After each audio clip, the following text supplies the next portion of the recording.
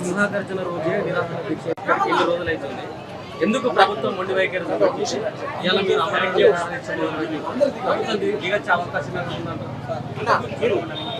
మీరు అన్నట్టు ఈరోజు బీసీ ధర్మదీక్ష పేరుతో నిరవధిక నిరాహార దీక్షకు కూర్చోవడానికి కారణము ఆ బాధ్యత ప్రభుత్వానిది, ముఖ్యమంత్రి చంద్రబాబు నాయుడు గారిది.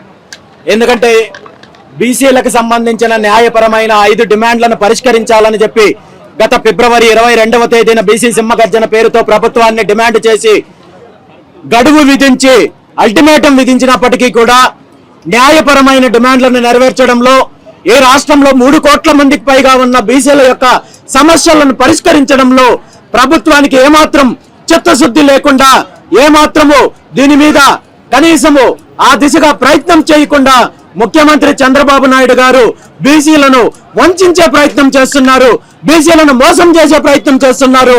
ఇది ఈనాటిది కాదు, గత 44 సంవత్సరాల నుండి ఈ ముఖ్యమంత్రి చంద్రబాబు నాయుడు గారు బీసీలకు హామీలు ఇవ్వడము, వంచడము, అణగదొక్కడం కార్యక్రమం చేస్తున్నారు. కాబట్టి దీనికి ముగింపు పలకాలి, బీసీల యొక్క న్యాయపరమైన డిమాండ్లను నెరవేర్చుకోవాలనే కారణంతో ఈరోజు బీసీల పితామహులు మహాత్మా జ్యోతిరావు పూలే గారి జయంతి సందర్భంగా బీసీ ధర్మదీక్ష పేరుతో మండల్ పూలే భవన్ ఎదురుగా నిరాహార దీక్షకు కూర్చున్నాను.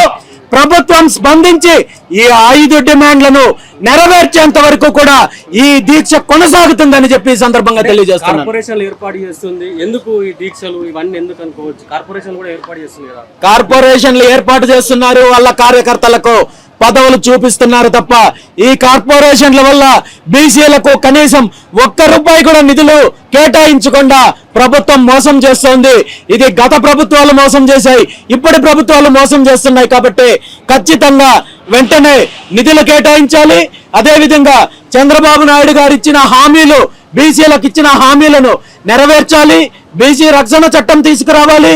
బీసీ యొక్క సమగ్ర కులగణన చేపట్టి వెంటనే విద్యా ఉద్యోగ స్థానిక సంస్థల్లో 44% రిజర్వేషన్లు కల్పించడంతో పాటు ఆంధ్రప్రదేశ్ నూతన రాజధాని అమరావతిలో బీసీల భాగస్వామ్యం ఉండాలి. అందులో మొట్టమొదటిసారిగా కనీసం 1000 ఎకరాల బీసీల కోసం కేటాయించాలి. బీసీ భవనాలు, బీసీ పెట్టుబడులు, బీసీల యొక్క అభివృద్ధి కోసం, బీసీల యొక్క వ్యాపారస్తుల కోసం, బీసీల యొక్క పారిశ్రామికవేత్తల కోసం 1000 ఎకరాలు కేటాయించాలనే అంశం పైన డిమాండ్ చేస్తున్నాం. ఇవన్నీ కూడా న్యాయపరమైన డిమాండ్లు, ఇవన్నీ కూడా తీర్చాల్సిన బాధ్యత ముఖ్యమంత్రి గారికి ఉందని చెప్పి ఈ సందర్భంగా తెలియజేస్తున్నాం. అధికారంలో రావడం కోసం అనేక హామీలు ఇవ్వడం జరిగింది. బీసీలకు సంబంధించిన చట్టం అంటే వాళ్ళ రక్షణ చట్టం కల్పిస్తాను కానీ ఇవన్నీ చెప్పింది. కానీ ఇప్పుడు ప్రభుత్వంలో ఉన్న మంత్రులు కావచ్చు, ఎమ్మెల్యేలు కావచ్చు, ఎంపీలు కావచ్చు, దీనిపై బీసీలో ఉన్న ఎమ్మెల్యేలు కావచ్చు, ఎందుకుపై దీనిపై ఒక క్లారిటీ కానీ దీనిపై పోరాటం చేయడం కావచ్చు కానీ ఎందుకు చేయట్లేదు? ఎందుకు రామచంద్ర యాదవే చేస్తా ఉన్నారు? మీరు అన్నట్టు మేము అధికారంలోకి వస్తే 100 రోజుల్లో బీసీ రక్షణ చట్టాన్ని తీసుకొస్తామని చెప్పి ముఖ్యమంత్రి గారు వాళ్ళ పుత్రరత్నము ఊరు డంకా మోగించినట్టు ప్రతి సభలో కూడా ప్రకటించడం జరిగింది. ఈ రోజు అధికారంలోకి వచ్చిన 2 సంవత్సరాల తర్వాత కూడా ఆ ఊసెత్తకుండా తప్పుడు ప్రకటనలతో, తప్పుడు కథనాలతో బీసీలను మభ్యపెట్టడానికి ప్రయత్నం చేస్తుంటే ఆ పార్టీలో ఉన్న బీసీ ఎంపీలు, ఎమ్మెల్యేలు, బీసీ మంత్రులు, నాయకులు ప్రభుత్వాన్ని నిలదీసే పరిస్థితి లేదంటే తెలుగుదేశం పార్టీలో బీసీలకున్న స్థానము, బీసీలకున్న అధికారము తెలియజేస్తోంది. వీళ్ళందరూ కూడా ఈ పార్టీల్లో బానిసల్లాగా బతుకుతున్నారు తప్ప వీళ్లకు ప్రశ్నించే హక్కు లేదు. కాబట్టి ఇప్పటికైనా బీసీ నాయకులు, మంత్రులు, ఎమ్మెల్యేలు, ప్రజాప్రతినిధులు మేల్కోవాల్సిన అవసరం ఉంది, తిరుగుబాటు చేయాల్సిన అవసరం ఉంది. ఈ రాష్ట్రంలో 3 కోట్ల మందికి పైగా బీసీ జనాభా ఈరోజు మేల్కొంటారు, చైతన్యం వచ్చింది. ఇప్పుడు కూడా మీరు అధికార పార్టీ కోసం, మీ నాయకుడి కోసం ప్రజలను మభ్య పెట్టాలని చూస్తే చరిత్రహీనులుగా మిగిలిపోతారు. కాబట్టి ఇప్పటికైనా మేలుకొని మీ నాయకుడిని ప్రశ్నించాలని చెప్పి ఈ సందర్భంగా నేను కోరుకుంటున్నాను. బీసీల కోసం మీరు ఇంత పోరాటం చేస్తా ఉన్నారు, కానీ ఇట్లా కరెంటు తీసేయడం కావచ్చు, ఇట్లా మిమ్మల్ని అడ్డుకుంటున్న వైఖరిని ఎట్లా చూస్తాను? ప్రభుత్వం చేస్తున్న వైఖరిని ఇవన్నీ కూడా చాలా చిల్లర రాజకీయాలు చేస్తున్నారు. గతంలో ఇలాంటివి ఎన్నో ఎదుర్కొన్నాను, ఇప్పుడు ఎదుర్కోవడానికి నేను సిద్ధంగా ఉన్నాను. ఇలాంటి కుట్రల వల్ల, ఇలాంటి చిల్లర రాజకీయాల వల్ల నేను తీసుకున్న నిర్ణయంలో ఎటువంటి మార్పు ఉండదు. వీళ్ళు ఈ సమస్యలను పరిష్కరించేంత వరకు ఈ దీక్షల గురించి వెనకడుగు వేసే ప్రశ్నే లేదని చెప్పి సందర్భంగా తెలియజేస్తాను. బీసీలు బానిసలాగా బతుకుతున్నారని చెప్పేసి అన్నారు కదా, బీసీలను అందరినీ ఏకతాటి మీద తీసుకురావడానికి ఆర్ కృష్ణ లాంటి వాళ్ళు ఎంతో కష్టపడుతున్నారు.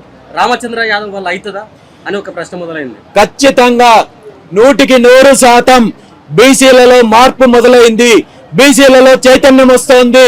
బీసీలలో ఈ పార్టీలు కుట్రపూరితంగా ఏదైతే అనైక్యత తీసుకొని వచ్చి వీళ్ళ రాజకీయం కోసం వాడుకున్నారో దాన్ని ఛేదించి భవిష్యత్తులో బీసీల యొక్క బలము, బీసీల యొక్క ఏదైతే శక్తి ఉందో దాన్ని చూపించడానికి సిద్ధంగా ఉన్నారు. కాంగ్రెస్ ఎంపీ మొన్న పార్లమెంట్ లో పెట్టరా అమరావతి, పిలవరా కమరావతి అన్నా కూడా ఇప్పటి వరకు టీడీపీ నాయకులు ఎవరు స్పందించలేదు. దీనిపైన ఏం చెప్తారు అసలు? ఈరోజు మీరు అన్నట్టు సాక్షాత్తు పార్లమెంటులో చంద్రబాబు నాయుడు గారికి సంబంధించిన వారి సామాజిక వర్గానికి సంబంధించిన ఒక సీనియర్ రాజకీయవేత్త ఇది అమరావతి కాదు కమరావతి అనే విధంగా పార్లమెంట్ లో మాట్లాడే పరిస్థితి వస్తోందంటే ముఖ్యమంత్రి చంద్రబాబు నాయుడు గారి విధానాలు, అదే విధంగా అమరావతిలో భూ కేటాయింపులు ఎలా జరుగుతున్నాయో మనం గమనించాలి. ఇది కాదు అని చెప్పి నిరూపించుకోవాల్సిన బాధ్యత ముఖ్యమంత్రి గారికి ఉంది.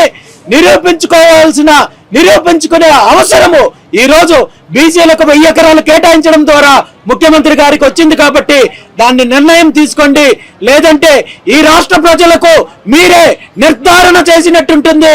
ఈ అమరావతి మీకు, మీ కుటుంబానికి సంబంధించిందని దాన్ని సమాధానం చెప్పాల్సిన బాధ్యత ముఖ్యమంత్రికి ఉంది. చివరగా ఈ దీక్ష తరఫున 5 డిమాండ్లు పేర్కొన్నారు. సో ఒకవేళ ప్రభుత్వం దిగి రాకపోతే ఏంటి తదుపరి కార్యాచరణ? ఏం చేయబోతున్నారు? ప్రభుత్వం దిగి వచ్చేంత వరకు ఈ దీక్ష కొనసాగుతుంది. ఈ దీక్షను భగ్నం చేయాలనో కుట్రలు చేయాలనో చూస్తే ప్రభుత్వము, తెలుగుదేశం పార్టీ, ముఖ్యమంత్రి చంద్రబాబు నాయుడు గారు తీవ్ర పరిణామాలు ఎదుర్కోవాల్సి వస్తుందని తెలియజేస్తుంది. భయపెడితే రామచంద్ర యాదవ్ గారు భయపడే లెక్కలు ఏమైనా ఉన్నాయా అంటే ఏం చెప్తారు అసలు? అలాంటి భయాలకు లేదంటే అలాంటి బెదిరింపులకు నేను భయపడతానో లేదంటే పోరాడతానో వాళ్ళందరికీ కూడా క్లారిటీ ఉంది. అలాంటి చిల్లర బెదిరింపులు చేస్తే పరిణామాలు ఎలా ఉంటాయో కూడా ప్రభుత్వానికి తెలుసు. కాబట్టి ఇప్పటికైనా కళ్ళు తెరిచి బీసీల యొక్క న్యాయపరమైన డిమాండ్లను నెరవేర్చాలని చెప్పి మరొక్కసారి కోరుకుంటున్నాను.